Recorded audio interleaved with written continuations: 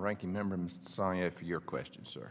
Thank you, Mr. Chairman. And for Ms. Fox, I looked up the definition of optionality, and it is the quality of being available to be chosen, but not the obligation. So I'll share that with her more.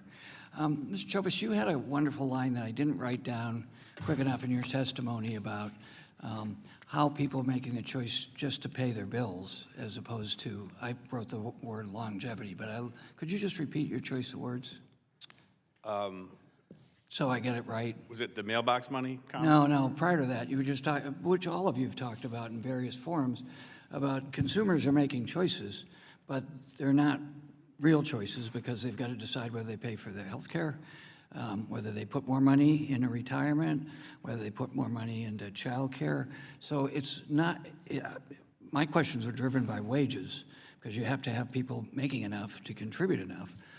But in addition, in this instance, you've really got to be able to have that real choice. So you had an interesting terminology about paying your bills versus mortality, I think. I think it was 64% are more afraid about living their income than death, I think Right, was what I covered. And I also point out that statistically, annuities are, in many cases, middle-income household products, right? The average income of an annuity holder is $76,000, and I believe 70% of all annuity purchasers make less than $100,000 a year. So what they're using that for the predictable lifetime income stream, but your point is well taken, that is to cover any of a myriad of potential monthly expenses.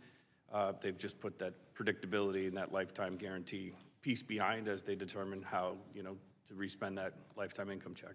So if you're a small business owner, which I used to own restaurants, thin margin, you make choices to get good employees to offer benefits, health care, 401ks. It becomes also a challenge to the small business as well in terms of liquidity and attracting a good workforce. I think I can't speak to that as that's Right. not my specific background, but I do know highly competitive defined contribution plans with lifetime income streams attached to them are ways to attract and retain key workers as you move forward. But it goes back to your observation that you've all shared in various forms. This is a choice. So how are you going to pay your bills every month?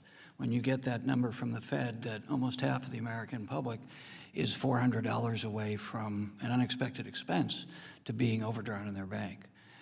Dr. E, thanks again for being here. Talk a little bit more about the numbers I mentioned earlier about just concentration of investment. I mean, it makes sense. Capital well spent, getting returns. If you got more money, you make more money. But that choice part and how difficult it is when your wages aren't keeping up. But it's also one of our measurements is dated. Well, a lot of our economic measurements are dated. Wages are great. You have to bring them up to have people be able to contribute, as you've said. But the challenges of mixing all this together, that your retirement decisions aren't in isolation because the theory of choosing is fairly limited for most Americans. You're paying your month-to-month bills, period. So, as I mentioned in my written testimony, American productivity has about doubled over the last few decades, and workers have captured a smaller and smaller share of that, and wages in the bottom and middle have basically been flat. And so I think what a lot of households are facing is that kind of costs like housing and healthcare and also education have gone up, and their income is falling behind. And the consumer price index just isn't adequate to actually capture the impact of that in terms of what's happened with sort of some of the larger components of the cost of living over time. So what I see is that, for instance, in the Cal Savers program, we saw in most 401ks that if you do auto enrollment, you get a 10% opt-out rate. What the state auto writers are experiencing is 30% opt-outs and sometimes even higher, and a lot of cash outs. And what that reflects is the economic reality of the low-wage workforce that these programs serve.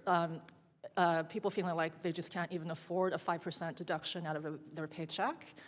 And also that there's a lot of turnover and people cashing out of accounts, and we saw a lot of that during the recent the COVID pandemic and the economic impact on workers was that they withdrew more and more from their accounts. So I do think that for the vast majority of workers, having enough, really being able to share enough in the nation's prosperity to be able to actually save for retirement is a privilege. Thank you, Mr. Chairman. I yield back.